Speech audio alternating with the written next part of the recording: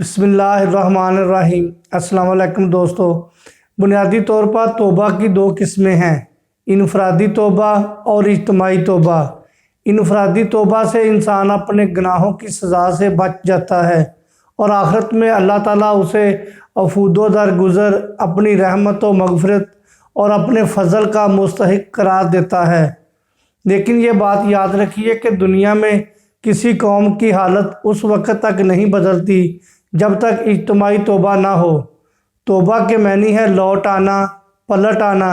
चुनांचे तौबा के मानी हुए पलट आना।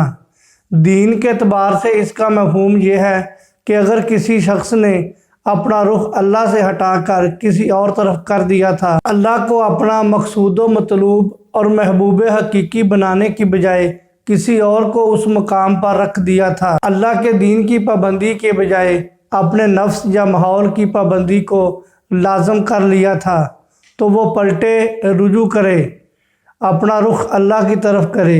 अज़रुए अल्फाज कुरानी हैं तर्जमा, मैंने तो अपना रुख कर लिया है यकसू होकर इस हस्ती की तरफ जिसने आसमानों ज़मीन को बनाया है।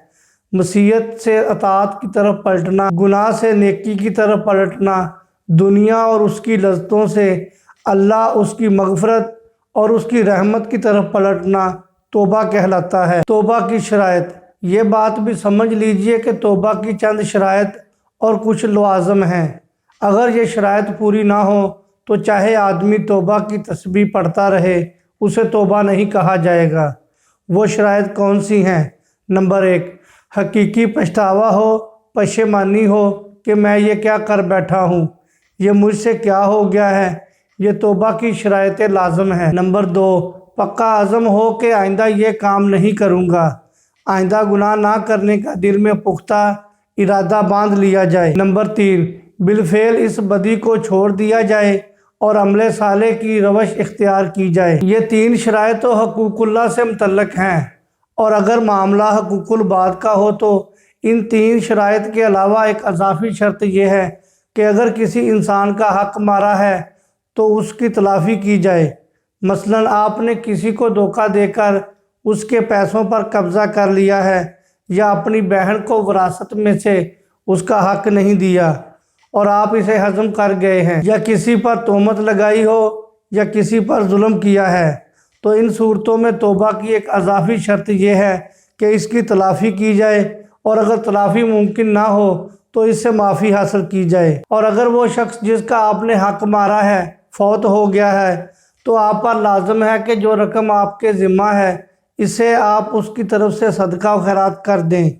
अगर आप ये काम नहीं करते या इस दुनिया में इन बंदों से जिनकी हक़ तलफ़ी की गई है माफ़ी हासिल नहीं करते, तो आखिरत में नेकियों और गुनाहों का लेन देन होगा। अल्लाह ताला कुरान मजीद में फरमाता है तर्जमा, ए अहले ईमान, अल्लाह की जनाब में तौबा करो, खालस तौबा, यानी दिल से तौबा करनी है कि आइंदा गुनाहों से हर मुमकिन तौर से बचूंगा। ज़बानी कलामी तौबा की तस्बीह नहीं करनी कि तौबा भी करता रहे और गुनाहों से बचने की कोशिश भी ना करे।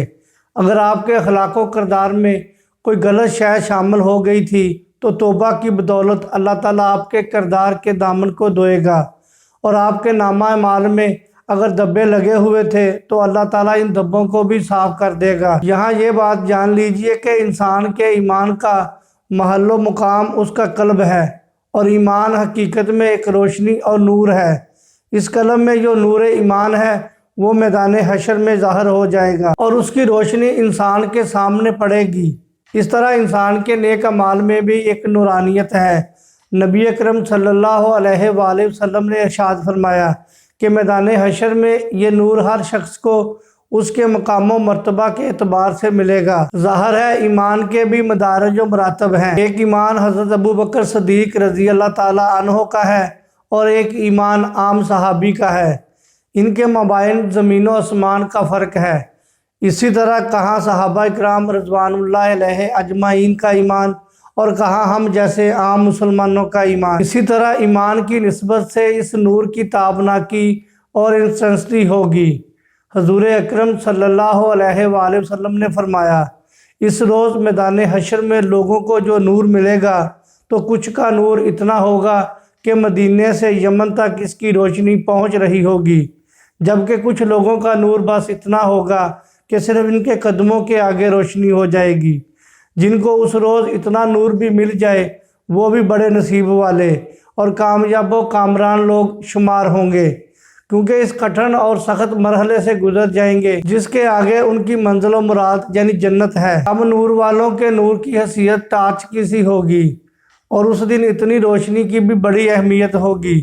آپ جانتے ہیں کہ اگر آپ کو اندھیری شب میں جنگل سے گزرنا ہو تو آپ کے لیے ایک ٹارچ بھی کس قدر بڑی نعمت ہے کہ آدمی دیکھ لیتا ہے کہ سامنے کیا ہے، کہیں سامنے کوئی سانپ، کوئی گڑھا یا کھائی تو نہیں۔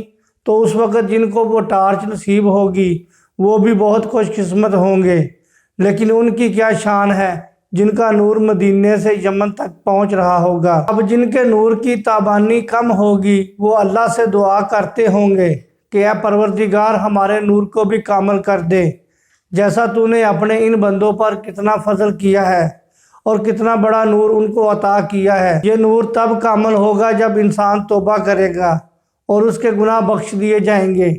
چنانچہ اہل ایمان اتمام نور کی دعا کے ساتھ ساتھ یہ بھی دعا کر رہے ہوں گے اور ہمارے گناہوں کی پردہ پوشی کر دے۔ سورۃ نور کی آیت ہے ترجمہ: اے ایمان والو، اللہ کی جناب میں سب مل جل کر توبہ کرو تاکہ تم فلاح پاؤ۔ سورہ نور کی آیت 31 ایک طویل آیت ہے جس کا یہ آخری ٹکڑا ہے۔ ویڈیو کے آغاز میں توبہ کے متعلق 2 اصطلاحات بیان کی گئی تھی: انفرادی توبہ اور اجتماعی توبہ۔ سورہ التحریم کی یہ آیت کا تعلق انفرادی توبہ سے ہے، جبکہ سورۃ النور کی اس آیت کا تعلق اجتماعی توبہ سے ہے۔ اس آیت میں اہل ایمان کو مخاطب کر کے کہا جا رہا ہے کہ سب مل کر گناہوں سے توبہ کر لو کہ تمہارے حالات بدل جائیں گے اور تم دنیا و آخرت دونوں میں فلاح پا جاؤ گے۔ سورہ الزمر میں توبہ کے موضوع پر قرآن حکیم کی عظیم ترین آیت ہے۔ گناہوں کی کثرت کی وجہ سے بعض لوگوں پر کچھ مایوسی طاری ہو جاتی ہے کہ ہم اتنے عرصے سے گناہ کرتے چلے آ رہے ہیں، ہمیں کیسے معافی ملے گی، کیسے ممکن ہے کہ ہمیں چھٹکارا مل جائے۔ ایسے لوگوں کے اطمینان کے لیے، ان کی دل جوئی اور تسلی کے لیے عظیم ترین آیت نازل ہوئی ہے۔ یہ آیت مغفرت کے ضمن میں قرآن مجید کی سب سے زیادہ امید افزا آیت ہے۔ فرمایا: اے نبی صلی اللہ علیہ وآلہ وسلم کہہ دیجئے، اے میرے وہ بندو جنہوں نے اپنی جانوں پر ظلم کیا ہے، اللہ تعالیٰ فرماتا ہے کہ اگر تم گناہ کرتے ہو تو اس سے میرا کچھ نہیں بگاڑ سکتے، بلکہ خود اپنی جانوں پر ظلم کرتے ہو، اپنے ساتھ زیادتی کرتے ہو۔ ظاہر بات ہے کہ اللہ تو غنی ہے، کسی کے گناہ سے اس کی سلطنت میں تو کوئی کمی نہیں آتی۔ ایک حدیث قدسی کا مفہوم ہے: اے میرے بندو، اگر تم تمام اولین و آخرین اور تمام جن و انس سب کے سب دنیا کے بدترین فاسق و فاجر انسان جیسے ہو جاؤ تب بھی میری سلطنت میں کوئی کمی نہیں آئے گی، اور اگر تم سب کے سب اولین و آخرین اور جن و انس متقی ترین انسان جیسے بن جاؤ تب بھی میری سلطنت میں کوئی اضافہ نہیں ہوگا۔ اس سے معلوم ہوا کہ انسان گناہ کر کے صرف اپنا نقصان کرتا ہے، اس سے اللہ تعالیٰ کا تو کچھ نہیں بگڑتا۔ فرض کریں کہ خودکشی کی نیت سے کسی نے زہر کھا لیا، اب چاہے آپ اس پر ندامت ہو، پشیمان ہو، پریشانی ہو، توبہ کریں، لیکن اب بچنے کا کوئی سوال ہی پیدا نہیں ہوتا۔ زہر نے تو اپنا کام دکھانا ہے، الا یہ کہ اللہ تعالیٰ اپنی معجزانہ قدرت سے اس عمل کے طبعی نتیجے کو تبدیل کر دے یا فی الوقت اس کے نتیجے کو روک دے۔ اس کی مثال بھی موجود ہے۔ مثلا آگ کی فطرت ہے جلانا، مگر اللہ تعالیٰ کے حکم سے حضرت ابراہیم علیہ السلام کو اس نے نہیں جلایا۔ لیکن یہ واضح رہے کہ ان طبعی اعمال کے نتائج کا تبدیل ہونا روز روز نہیں ہوتا، کیونکہ اگر ایسا روز روز ہو تو کوئی سائنس اور کوئی ٹیکنالوجی ممکن ہی نہ ہو۔ یہ تو طبیعتی اور کیمیائی قوانین کا دائم ہے، جس کی وجہ سے یہ ساری سائنس اور ٹیکنالوجی ترقی کی منزلیں طے کر کے اب کہاں سے کہاں پہنچ رہی ہے۔ توبہ کے بارے میں یہ اصول جان لیں کہ یہ طبعی اعمال میں مفید نہیں ہے۔ چاہے آپ یہ احساس کریں کہ میں کیا کر بیٹھا ہوں، یا اپنے کیے پر شرمندہ ہوں یا پچھتائیں، تب بھی طبعی اعمال کے نتائج توبہ سے تبدیل نہیں ہو سکتے۔ البتہ اخلاقی اعمال کا معاملہ یہ نہیں ہے۔ اخلاقی اعمال کے نتائج توبہ کے ساتھ ختم ہو جاتے ہیں۔ یہ ایک بہت بڑا قانون ہے اور اللہ تعالیٰ کی رحمت کاملہ کا مظہر ہے۔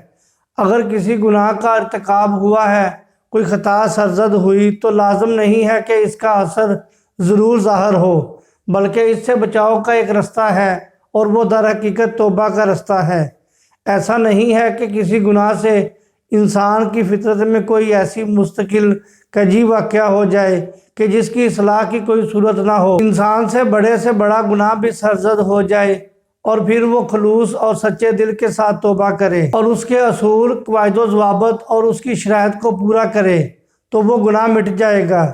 اور آخر پر میری یہی دعا ہے کہ اللہ تعالی ہمیں گناہوں سے بچنے اور نیک عمل کرنے کی توفیق عطا فرمائے، آمین۔ مجھے اجازت دیں، اپنا خیال رکھیں، اللہ حافظ، السلام علیکم ورحمۃ اللہ وبرکاتہ۔